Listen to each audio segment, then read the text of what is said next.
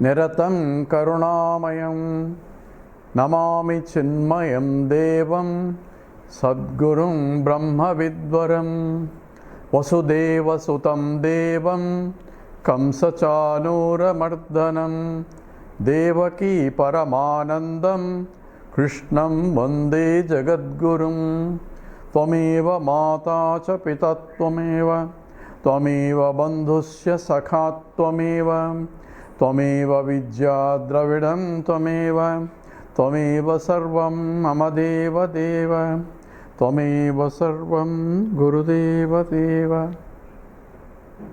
Hari Om. We are looking in terms of self-realization. Who am I is a fundamental investigation, because we are taking ourselves something different from what we are. That seems to be a fundamental human problem, because when I say I am equal to this, because all is that biodata, where this referring to either at the body level or at the mind level or at the intellect level, what that particular this can be varying from one person to other person. When I say I am an individual and I claim myself to be something, but I am claiming myself to be something other than myself. So all our transactions in the world with the false identity that I am this. But everybody is having the same problem, so we are one with everybody in that sense, and nobody questions about it. That's one aspect. Second aspect, we said that in order to transact in the world, I had to take a role of this. So taking a role is not really a problem. Problem becomes real only when I take the role itself is real. I'll give you some example. I am playing a drama, natakam, a scene where I am playing the role of a king, let's say. And in that scene, my role is to act like a king. I may not be really a king, I may be really a normal person who is an actor playing the role of a king. We have in the Telugu movie, N.T. Ramarao used to act in all gods, and people thought that he is really God. They used to prostrate to him even outside the drama. So, as long as I am in the stage playing that role, I take the role as I am. So I am a king. If somebody asks me on the stage, when I am a king, I say I am a king. And this is my minister, and that's my servant. All those roles are there in the drama. And as long as I am playing on the stage a role, I have to identify myself with that role, knowing very well I am not really a king. So I know that I am only an actor getting paid for that role, but I had to play beautifully that role as long as I am transacting in that scene, because that's what the script is. And I cannot enter a stage without some role, because that's the drama is like that, where everyone has certain roles to play. And the drama becomes beautiful only when everybody plays their role as best as they can. That's what the whole drama is. And people are there watching it and getting entertainment, paying for it, provided everyone, a king has to act like a king, a servant has to act like a servant. If there's a beggar scene, a beggar has to act like a beggar. He may not be really a beggar, he may be a millionaire playing the role of a beggar. So you cannot say, I am a millionaire, why should I play a beggar? Then don't play at all. As long as I am in the stage, I am taking the role of that is given.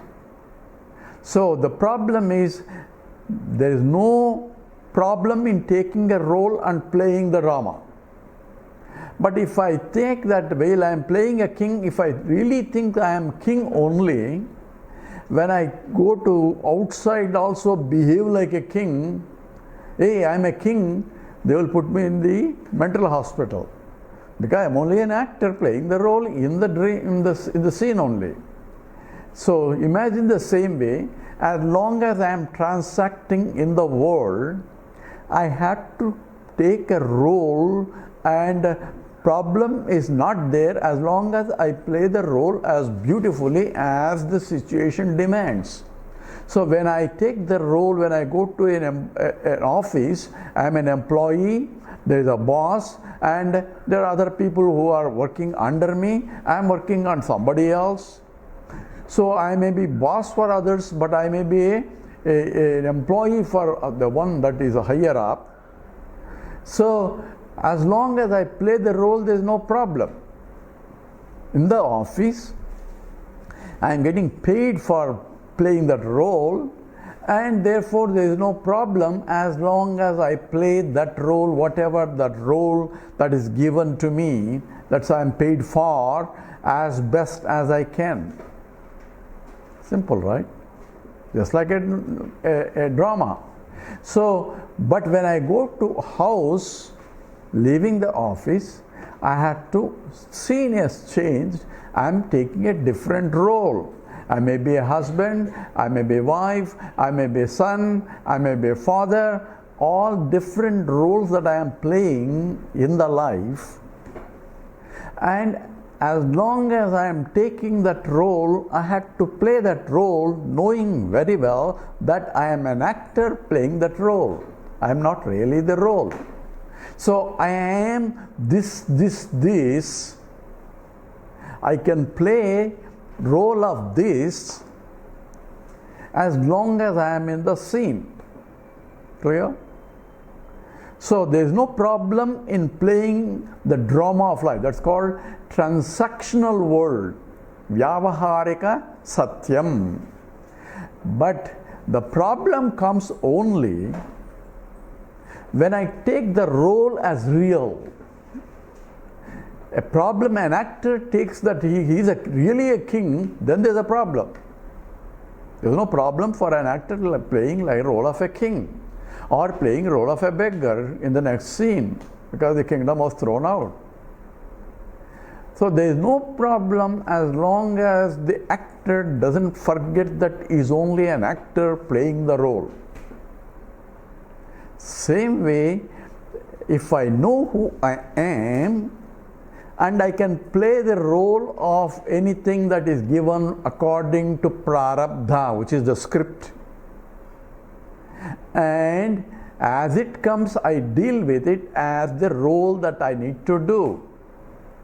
I can keep changing the role depending upon my likes and dislikes, but as long as I am on the scene, and as long as I am in the world, as long as I am transacting in the world with other people who are playing the roles, then I have to play the role as best as I can. Our role problems belong to the role, not to me, not to the actor. The king may be thrown out of in the scene, but the actor doesn't have to worry about it because it's not his problem. It is a role in the drama. Same way, I may lose my job or I may get a promotion. All these changes in the roles are part of the drama that occurs. Then it's beautiful drama. I can play beautifully if I know it's only the role that I am playing. The roles will have a problem. Nothing will change. But my attitude towards the role will change if I know that I am only playing the role.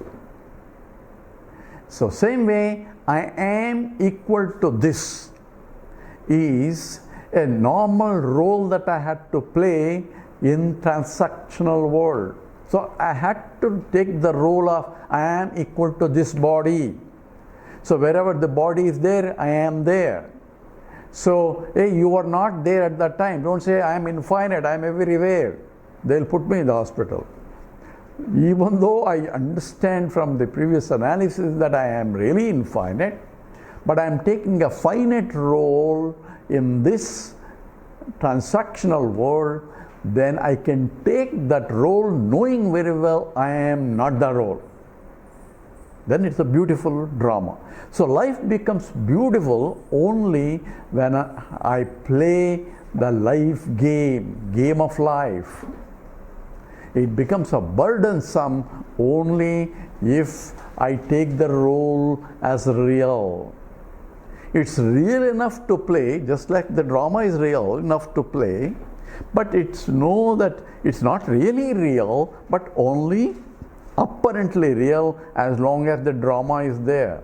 Same way, life roles are not really real, but apparently real as long as the drama of life goes on. I may enter into this life drama and I may quit, and therefore my roles will be different. I may be going to some other loka where I had to do different roles. So all that is implied in terms of understanding who I am. So it's not that the world is going to be different. A self-realized person, the world is going to be different, but his attitude towards playing the roles that is given to him by the life will be different. He's unaffected by because in the drama of a king, I'm playing a role of a king, I'm unaffected by the problems of the king's role in the drama. As an actor, I'm unaffected. The king role may be affected. King role, he may have to fight with other king, and he may get wounded in the drama as a king. He acts as though he is affected. He may be thrown out of the kingdom. He may become a beggar again on the street. All those are the problems of the drama. Same may happen to a realized person who knows who he is, at the same time playing the role. As what Krishna says right in the beginning of the Gita, Dukkeshu anudvignamanaha sukeshu vigata spruhaha vitaraga bhayakrodaha sitadhihi muniruchyate. Who is the one who is realized person? This, whether it is the role problems is where he has a severe pain or elevation, or people are abusing him, or people are praising him. He is unaffected. Dukkeshu anudvignam. He is not unaffected by the dukkham, by the sorrows that come on the way for that role that he is playing. So body will be having a problem, the mind will have a problem, intellect may have a problem, but he has no problem. That is what involved, because I am not this. If I can play, I am equal to this for role playing, but knowing very well I am not really this. This is what Vedanta teaches. So when should I realize? How should I realize? You are all the time, you are as I am, because we just went last time in terms of I am involves a conscious entity and which exists. So existent conscious entity, which Vedanta calls it as Sat and Chit, and that is the nature of Brahman, because we said the Vedantic truth says Prajnanam Brahma, consciousness is Brahman. So what was there before creation? It says before creation there is only consciousness, and that is infinite. And then it itself became many. What was there before creation? Creation, there was only pure existence, which is of the nature of consciousness, and it itself became many. In Chandogya Upanishad, it starts with the existent aspect and then switches to consciousness aspect. In other places, the conscious aspect it starts and switches to existent aspect. So all are involved in that.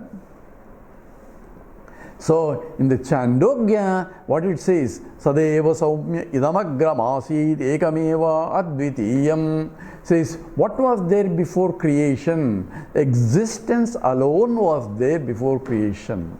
So what is existence? What is existence? If I say existence is this, then existence becomes finite. So what is existence? Existence is that because of which everything exists. Because non-existent things cannot be there, because you cannot say this is non-existent. If you say this is, that means it exists. So anything is means it exists. So existence itself is expressed as is, because when you say this is, that is, he is, she is, I am, we are. So all are these verbs that we are using is an expression of the existence itself. So when I say it is, it may be different from that.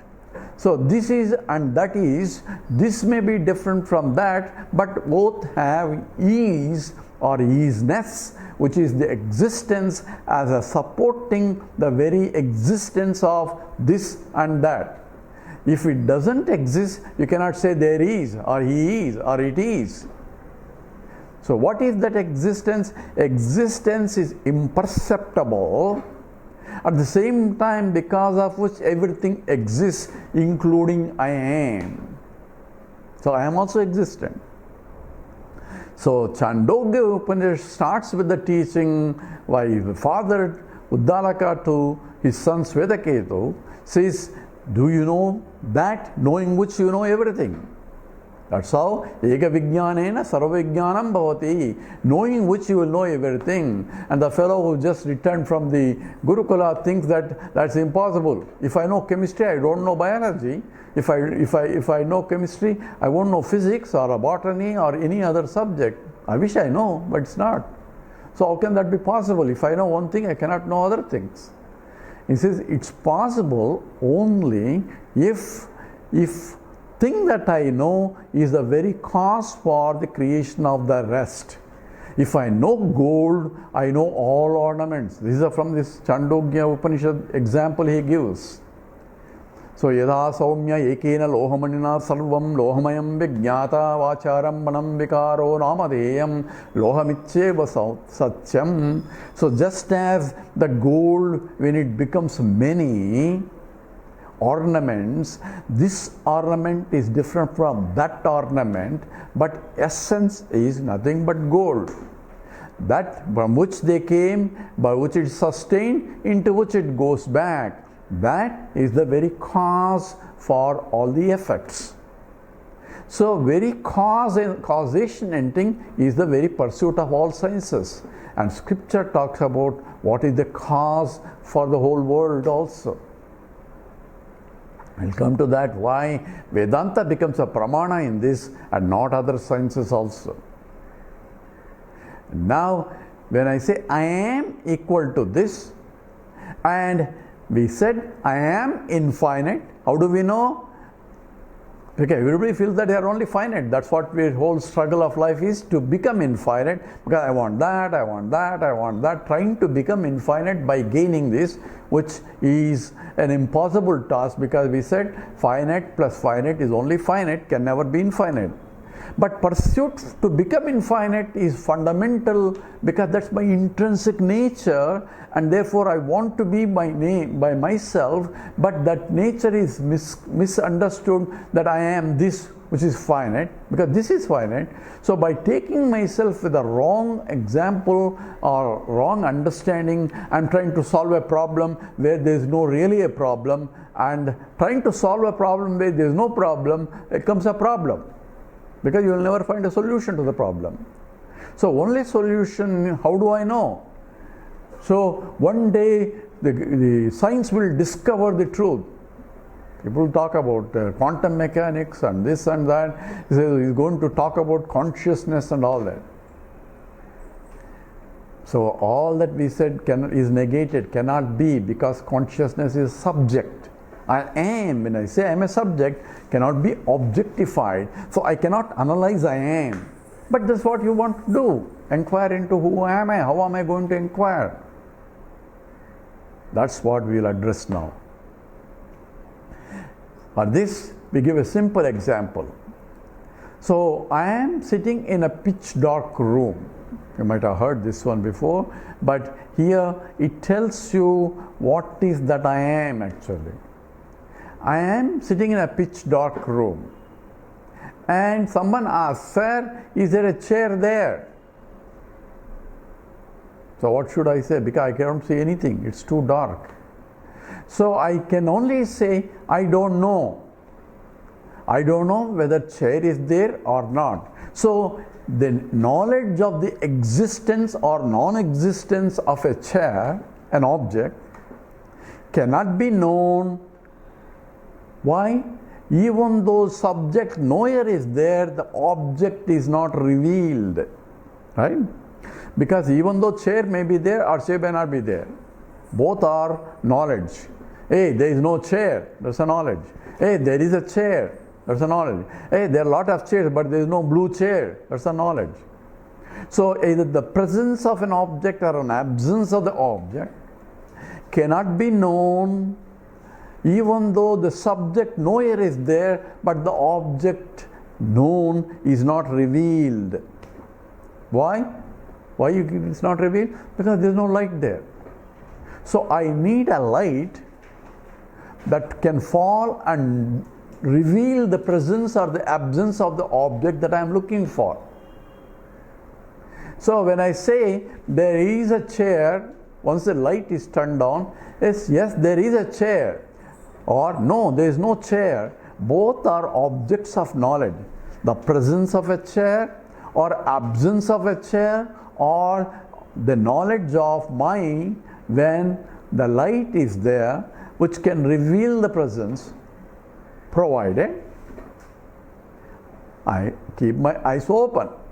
If I keep my eyes shut, whether the light is not there, I won't know whether the chair is there. Say, why did you open your eyes? So I need a means for me to know the presence or the absence besides the light. These are all called how the knowledge takes place. Pramana. Pramana means means of knowledge.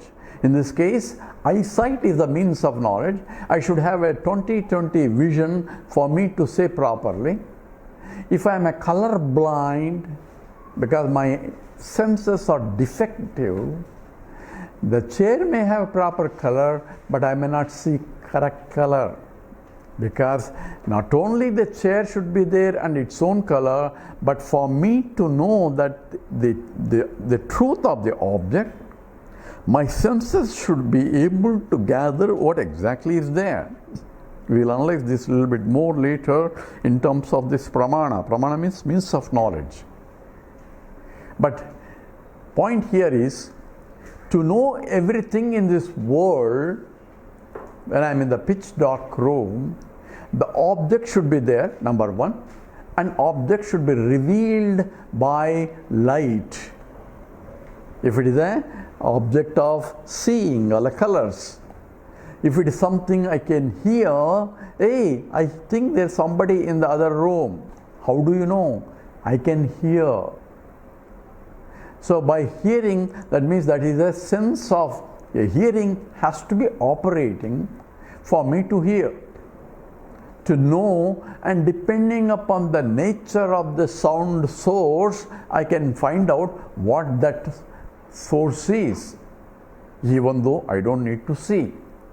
So seeing, hearing, touching, smelling, all the five senses, Shabda, Sparsa, Rupa, Rasa, Gandha, these five senses have to be operating for me to know the world.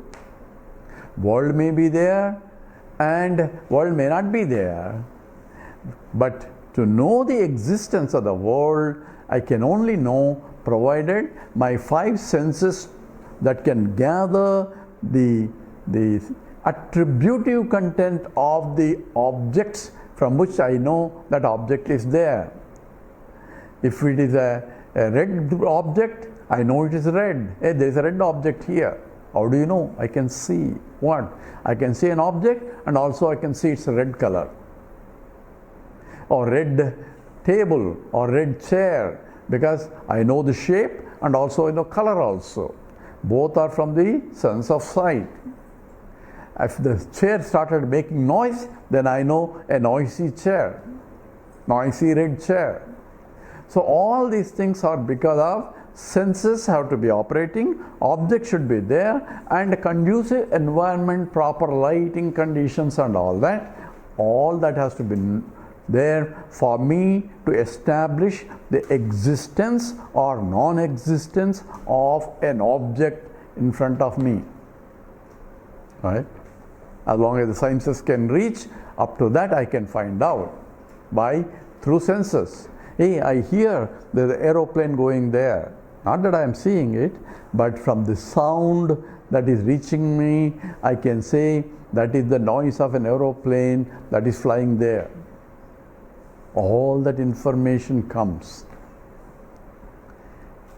Okay? So what has that to do with the I am? But if I ask the question, sir, how do you know it is dark? You say, I cannot see any object. Why? Because it's too dark. How do you know? How do I know? I can see. Sir, you said you cannot see anything. So how can you see that it's dark? I can see that I cannot see. Right? Andho anandho bhavati. So a blind man, born blind, he says, I am blind, I cannot see anything. How do you know you are blind? That I can see means that I know. How? What means? If you can't see, how can you see that you are blind also? So if I cannot see, how do you know that it's dark? That knowledge comes from by different light of illumination. For anything to see, I need a light. That's a fundamental understanding required. So to see an object, I need a light to shine on the object. And according to the modern science that we are familiar, how does it, the knowledge occurs? The light falls on the object and gets reflected and comes to my eyes, forms an image based on the reflection, and the reflection depends upon the shape and also how the light is falling and getting reflected. And the reflection forms an image, and that is transmitted to the optical nervous system, to the brain in terms of neurons. That much only objective sciences can tell. Beyond that, it has no tools to investigate. But that information is somehow converted into a thought process by a program code by the Lord has given. Just like when you do computer, you are putting into electrical signals, but electrical signals has to be converted into a software by a program code. We are familiar with that. But what is a program code? Same way, electrical signal at the neuron level has to be converted into something that one can understand, a language. And that is to be a program code, and the Lord has provided that for me to know. Now, for me, I am in the dark room. When you say, sir, are you there? Of course I am there. Just now you said it's too dark for you to see anything. How do you know you are there? Now, do I need a light for me to see myself, to know that I am there? I may need a light for me to see whether the chair is there. But for me to know that I am there, that I am existent, I am a conscious entity, do I need any means of knowledge? I am using the word called pramana. Pramana means means of knowledge. How do I know that I am there? Of course I am there. How do you know? What do you mean, how do you know? I know. On what basis? I don't need any basis. I don't need any pramana. I don't need any means of knowledge to know that I am. Now what are we doing? It says, I am has to be self-existing and self-conscious entity. This has to be very clear. So how do I know? People ask question, how do you know that I am self-realized? I am self-realized has to be a self-existent, self-conscious entity.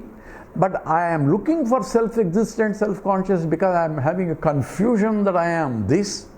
So how do I know I am self-realized? I will not take any more that I am this, other than for playing a role. I understand who I am, but I can still operate with I am equal to this like a drama, knowing well I am an actor. Now you follow? What is self-realization means? Self-realization is knowing who I am, at the same time operating with the roles that are given in the transactional world without any getting confusion. Then only I know I am self-realized. I cannot evaluate other people, but I should be able to evaluate myself. We'll ask some more questions on this in the next stop. With this we stop. Om Purnamada Purnamidam Purnat Purnamudachyate Purnasya Purnamadaya Purnameva Vasishyate.